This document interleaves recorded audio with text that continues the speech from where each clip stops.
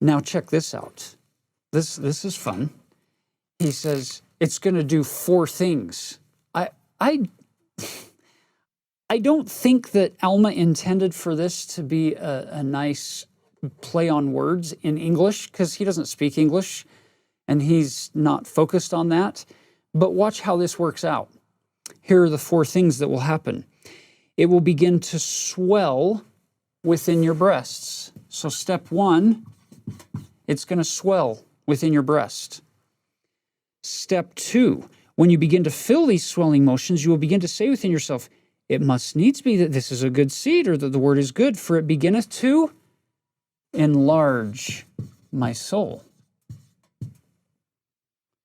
And it beginneth to enlighten my understanding. And it begins to be delicious to me. Brothers and sisters, he just gave us the nice test to run when we're doing experimentation. Whenever you go into a laboratory or into any kind of scientific experimentation, it doesn't do you any good to experiment and then not be able to measure it so that you don't really know what the results fully were.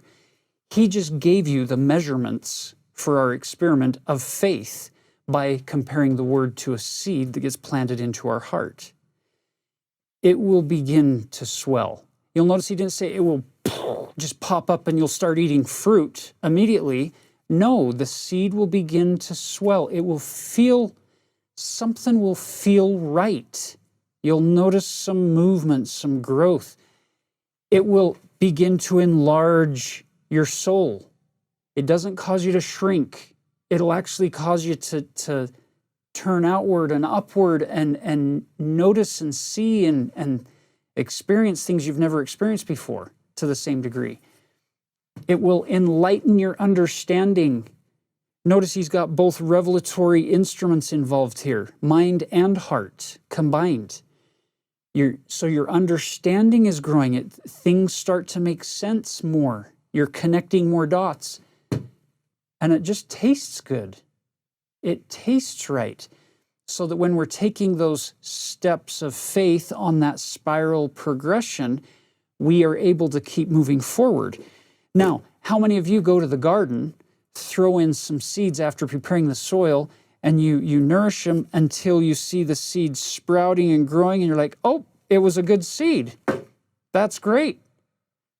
Brothers and sisters, we don't plant seeds just to see them sprout. We plant seeds in order to be nourished or to have some final benefit, whether it be flowers or fruits or vegetation or shade.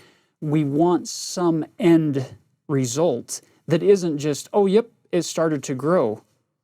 In other words, this whole experiment requires a whole bunch of that and a whole bunch of concerted and focused and improving effort in order to have this come to fruition, to bear the fruit.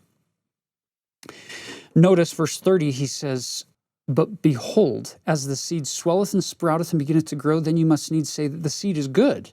But then he says, verse 32, therefore if a seed groweth, it is good, but if it groweth not, behold, it is not good, therefore it is cast away.